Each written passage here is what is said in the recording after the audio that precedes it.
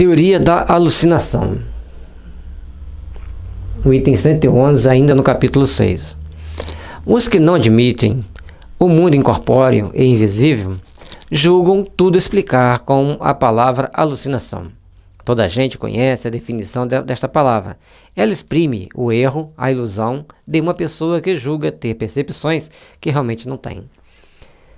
E aí fica complicado, porque quando a gente fala em alucinação, nós vamos estar falando de situações em que a pessoa está vivenciando um mundo surreal, que não existe. Então, quando a pessoa fala assim, eu estou vendo um espírito do seu lado, aí a pessoa, você está tendo alucinação, fechou o assunto e não quer conversar mais. Só que, vamos por etapas. Quando a gente fala em alucinação, nós estamos falando de uma pessoa com algum distúrbio mental. Existe esse caso? Sim. Mas se você estudar a doutrina espírita, ipsos fatos, conforme eu falei, progressivamente, pegar as obras básicas, estudou, leu bem, com bastante atenção, assimilou bem, pega as obras de André Luiz, estuda, pega as obras de Manuel Filomeno, estuda, opa, a alucinação ocorre devido à ação de espíritos também alucinados. Os médiuns videntes, eles sofrem a influência de espíritos saudáveis. Então nós temos que ter cuidado para não fazermos determinadas taxações. E outro detalhe importante que nós temos que observar: como eu interajo com os espíritos e que tipo de espíritos interagem comigo.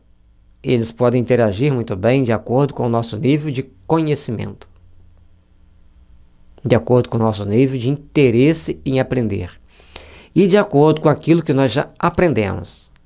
Então você tira isso do seu subconsciente. Seria se, sem a ação desse espírito, você soubesse tudo aquilo. Então, muitas das vezes, quando a gente está fazendo determinados estudos, a gente vai tendo insights, percepções, porque a inspiração é a intuição, é a ação dos espíritos nos ajudando. E algumas vezes eles praticamente escrevem na nossa frente. O texto a gente lê e fala, oh, deixa eu copiar. E as cópias normalmente não são tão perfeitas. Então tudo na nossa vida, toda a nossa existência é marcada por importantes momentos de buscarmos entender cada etapa daquilo que nós estamos fazendo, daquilo que nós estamos procurando fazer, daquilo que nós estamos procurando realizar.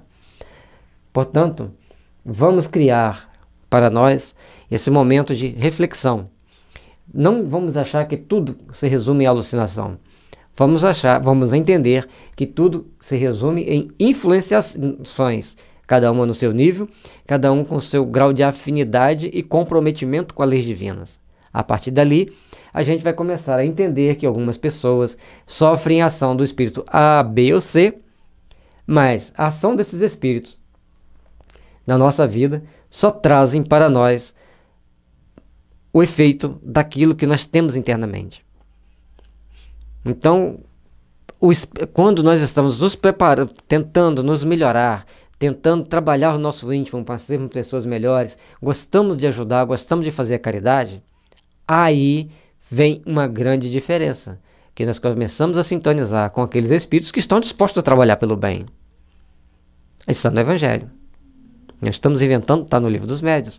É a troca de informação necessária ao processo evolutivo do ser humano que vai fazer com que a gente cresça na direção divina. Origina-se do latim a luz... Opa, pulei. Toda gente conhece a definição dessa palavra, ela exprime um erro, ilusão... Tá, beleza, terminamos aqui. Origina-se do latim alucinare, errar, que vem de ad lucem, mas que saibamos, os sábios ainda não apresentaram a razão fisiológica desse fato. A gente explicou agora há pouco. Por que a gente explicou? Não é porque a gente é sábio, porque a gente estudou. Então, praticamente, eu li as obras do André Luiz, a gente já leu várias vezes, as obras básicas já leu várias vezes. Lógico, a minha inteligência não é muito... eu não tenho uma inteligência brilhante para absorver tudo aquilo, mas a gente sempre absorve bastante informação. E praticamente todas as obras do Manuel Filomeno de Miranda a gente também estudou, e vários outros autores a gente foi estudando algumas obras, porque não dá para ler tudo. mas as mais importantes, aquelas que chegaram até a gente foi estudando, foi observando como elas se complementam, como que uma obra complementa a outra, e traz-nos informações importantíssimas para que a gente saiba enfrentar as adversidades e trabalhar realmente por sermos melhores, por sermos mais úteis na seara do bem. Então, a razão fisiológica é que essa pessoa tem alguma coisa que lhe permite captar imagem dos espíritos.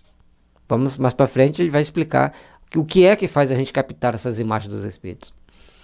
Não tendo a ótica e a fisiologia, ao que parecem, mais segredos para eles, como é que ainda não explicaram a natureza e a origem das imagens que se mostram ao espírito e dadas em dadas circunstâncias.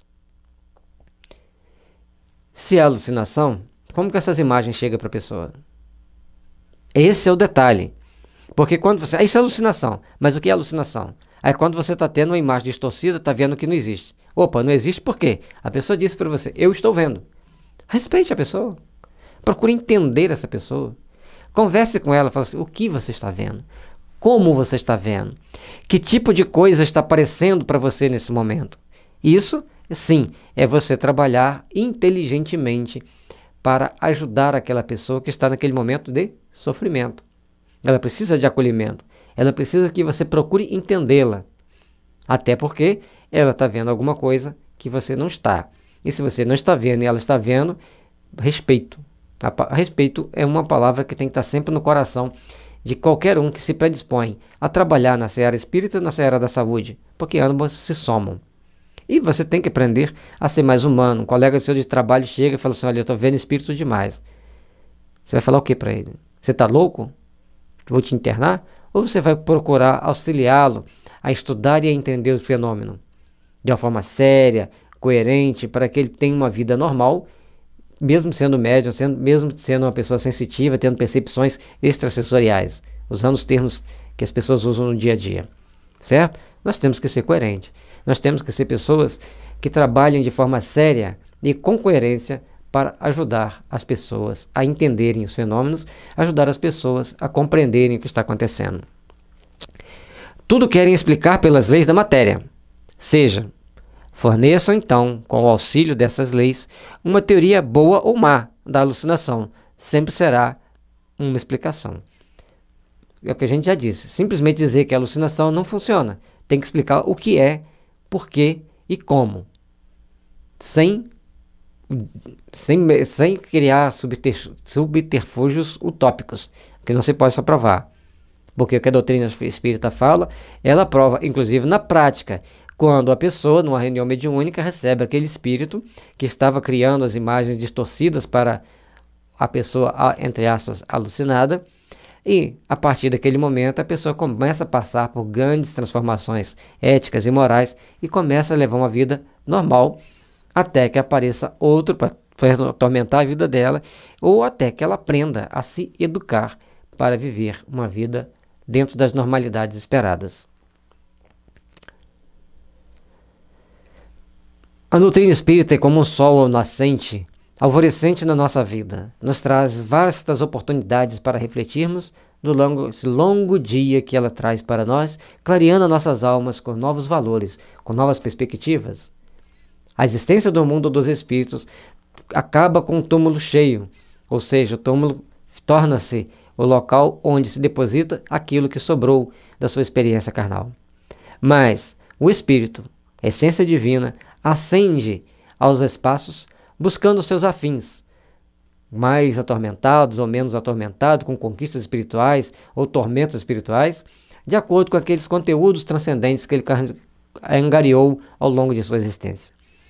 Em outras vidas, somadas com a vida que ele acaba de deixar a carne. Portanto, deixemos que esse sol nasça em nossa alma, faça com que estejamos abrindo-nos para as novas oportunidades e aprender a viver melhor de forma cristã, aprendermos melhor, viver melhor como irmãos, que todos nós devemos entender que somos. Não importa a nossa nacionalidade, a cor da pele, somos todos filhos do mesmo Deus. Somos todos pessoas que têm um corpo físico e um espírito em estado de provação, de expiação ou de regeneração. A sua consciência determina a finalidade da sua encarnação. Você pode estar num leito preso a um catre de sofrimento e está se regenerando porque, como espírito, você já compreendeu que você está reparando a si mesmo perante a justiça divina. Portanto, entender que a vida não cessa após a morte desse corpo físico, mas que ela continua e nós teremos outras vidas, outros corpos físicos para continuarmos o nosso processo de aprendizado, é de suma importância para que a gente se ilumine e busque os caminhos redentores na direção de nosso Pai. Que o sol de um novo dia possa iluminar a sua vida, a sua família, a sua existência, para que novos amanhãs, cheios de luz, possam existir no seu caminho, na sua existência e no seu dia a dia, cada dia mais luz, mais esperança e mais realizações. Fique com Deus, fique com Jesus, que as bênçãos divinas vos envolvam hoje e sempre.